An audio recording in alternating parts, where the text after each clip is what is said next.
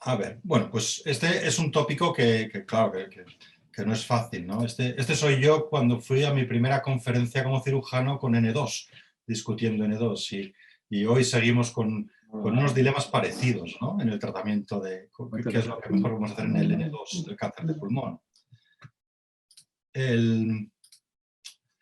Trabajo ahora mismo en Coventry, que está en las Midlands, en el centro de Inglaterra, una zona muy bonita que es famosa por Lady Godiva. Lady Godiva era la mujer del duque de Warwickshire, y como el duque, su marido, quiso ponerle los impuestos a los ciudadanos muy altos, ella luchó contra él y decidió salir desnuda por las calles de Coventry.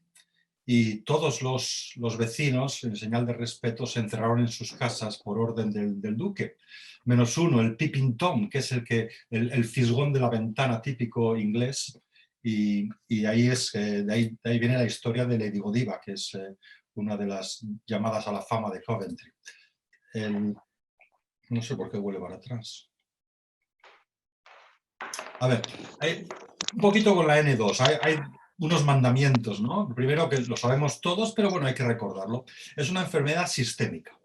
Y es una enfermedad sistémica que engloba muchísimos estadios de la enfermedad. No es lo mismo un N2 que lo encontramos en células en los ganglios incidental, que no lo esperamos, que un N2 con multiestación, ganglios grandísimos. Y esto hace que las guías internacionales varíen en lo regional. Hay diferentes variaciones que las veremos luego de dónde salen las guías, y luego y en lo temporal, porque claro, ha habido cosas que han cambiado nuestras estrategias. El PET scan nos cambió en los últimos 12 años, ha cambiado nuestra estrategia de estadiaje y de tratamiento. La inmunoterapia está empezando a cambiar, pero va a cambiar nuestros tratamientos, ¿no? Entonces, es el problema de las guías, de las guías clínicas. Depende también de las posibilidades locales, ¿no? De qué servicios tenemos, en qué servicios tenemos experiencia, tanto diagnóstico como terapéutico. Y yo creo que esto lo he usado siempre en mi carrera, requiere la evaluación del riesgo que sea individual para cada paciente. Requiere multiterapias, no hay cirujano que cure el N2 por sí mismo, sean 2, 3 o hasta 4 con la inmunoterapia.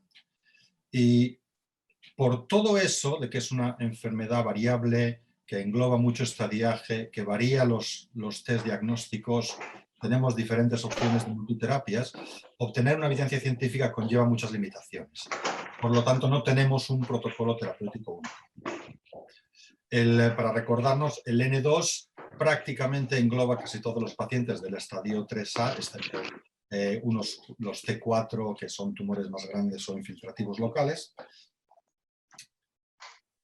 Y la importancia del estadio clínico es esta, la supervivencia de los N2 estadios 3A, no solamente N2, pero mayormente está alrededor del 20% a los 5 años. Y luego también hay que tener en cuenta la importancia de los diferentes N2. Esta es una tabla de supervivencia de uno de los muchísimos estudios que nos dicen que el estadio único del N2 en pacientes que tienen cirugía es mucho mejor que el estadio con afectación múltiple de estaciones N2, ¿no?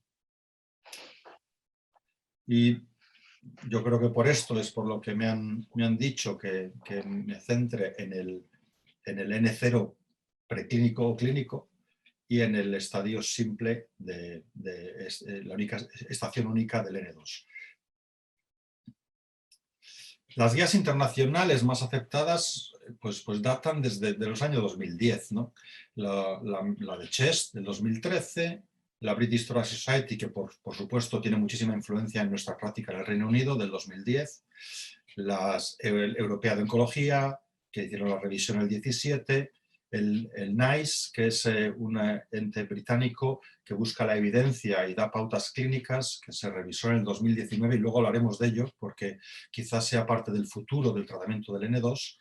Y luego las otras. Hay muchas nacionales, la española, la alemana, China, de Irlanda y de Australia, y varían en sus recomendaciones en este particular estadio, ¿no? Aquí vemos un poquito, si nos centramos en el single station, por ejemplo, non-bulky, vemos que algunas no dicen lo que hay que hacer, que da igual cirugía o no cirugía, con radioterapia, otras dicen que cirugía, y así vamos variando. Y vemos que cada guía promueve un tipo de tratamiento, depende de las diferencias regionales. Claro, todo esto también hay que tener en cuenta si hacemos un estadiaje mediastínico invasivo, quizá al estándar más alto, ¿no? Como lo que propuso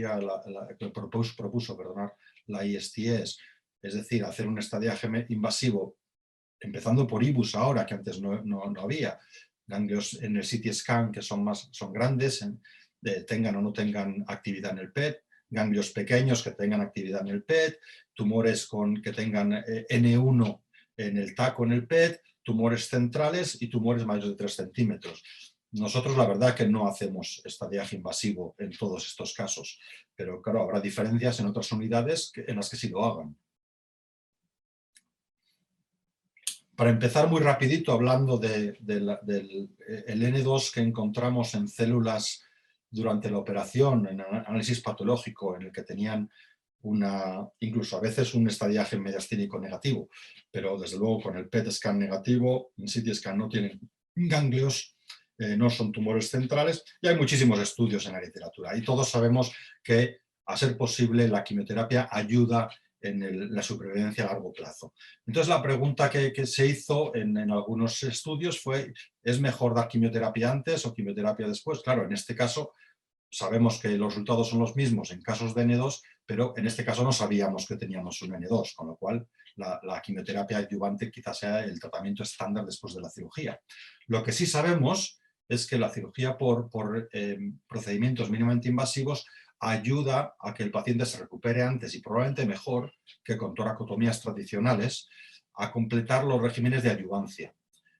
Con lo cual, quizás favorecer una cirugía mínimamente invasiva estándar en todos los casos ayude para los casos que encontremos N2 que no esperemos. Hay controversias en que, por ejemplo, nosotros lo tuvimos en el Big Lung Trial del Reino Unido, en que vimos que la verdad que los pacientes no recibían los ciclos completos de quimioterapia cuando tenían limitaciones funcionales, y luego también cuando hacemos una neumonectomía, ¿no? Todos hemos hecho en el pasado neumonectomías y nos encontramos fenomenal cuando lo resecamos con la carina o quitamos el esófago además del pulmón o parte de la pared aórtica, pero la verdad es que no tiene mucho sentido, yo creo, ¿no? Ya en el N2 de estación similar podemos comparar la cirugía después de quimioterapia o con quimioterapia, o la radioterapia con quimioterapia. Entonces hay estudios randomizados, vamos a hablar un poquito de algunos de ellos. Quizá uno de los más grandes fue el Intergroup de 139, en el que a los 3 años la verdad es que los resultados eran similares, hacer una cirugía con quimioterapia y cirugía o quimioradioterapia. Lo que pasa es que, claro, ahí incluían también muchos casos o ciertos casos en los que había neumonectomía, y en ese estudio había un 22% de mortalidad con la neumonectomía después de la quimioterapia, que quizá no sea una cosa real, y ha habido estudios que han demostrado que esta mortalidad no debería ser así, pero bueno, el mensaje desde luego lo explicaron mucho los oncólogos, ¿no? Para defender la quimioradioterapia. En un análisis ad hoc, que no era uno de los principales análisis del trial, y por eso es difícil evaluar el peso que tiene este análisis, se vio que la supervivencia completa era mejor cuando había una quimioterapia con lobectomía que la quimioradioterapia. Y quizá a ese análisis ad hoc pues paró un poquito el trasvase hacia estrategias no quirúrgicas en el N2. El metaanálisis de los diferentes trials, el de la EORTC, el de Canadá, el International, el SPATIO incluía también T4N0, T4N1. Entonces, pues enmascara un poquito los resultados, pero en realidad se mantiene que no hay una diferencia significativa entre quimioradioterapia concurrente o quimioterapia y cirugía en N2. Y quizá es un poquito la decisión de los pacientes, tiene que estar metida en la decisión del cirujano o del oncólogo. A ver, como he dicho, estos muchos estudios te dice que no hay una diferencia en supervivencia. Nosotros lo que nos afecta, la British Thoracic Society, en tumores menores de 3 centímetros, recomienda la rama quirúrgica tras quimioterapia en vez de radioterapia, con excepciones de los pacientes en que el riesgo quirúrgico sea demasiado alto. El resto de los chinos también lo apoyan, pero el resto de las guías clínicas no propone como superior, es decir, que son equivalentes, que yo creo que tiene sentido. Hay menos estudios, pero los hay, en que se usan los 3 tratamientos: quimioterapia, cirugía y radioterapia. Y esto, la importancia que tiene es que en el 2019 NICE, el cuerpo de buscar evidencia en el Reino Unido, hizo un metaanálisis de todos los estudios que había, y en el 2019 determinó que los 3 tratamientos mejoran a cirugía, quimioterapia o quimorradioterapia en unos 5 meses de supervivencia media. Sin embargo, a pesar de que NICE tiene un poder muy importante en nuestro manejo clínico, en el Reino Unido solamente el 1% de los N2 reciben trimodalidad. Es decir, que si van hacia quimio-radioterapia, la verdad es que no siguen con cirugía, por lo menos hasta que no haya una progresión de la enfermedad años después. Y si tienen quimiocirugía, es raro que tengan radioterapia, salvo que tengan resecciones incompletas microscópicas, ¿no? Estas guías nos vamos a centrar un poquito en esto, ¿no? en el single station o el multi-station de una zona única. ¿Qué es lo de la zona única? Pues es que el estadio 2 y el 4, el paratraqueal superior e inferior, es una zona. El estadio 2 y 4 a la izquierda es una zona.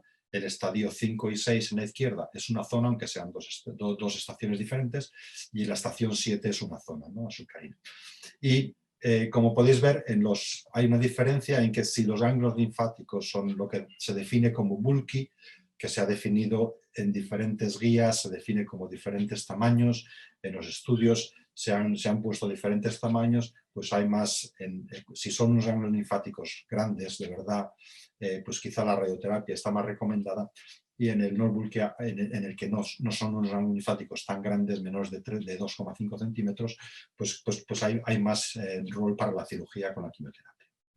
Por supuesto, en una multizona, yo creo que muy poca gente procedería hoy en día con cirugía, ¿no?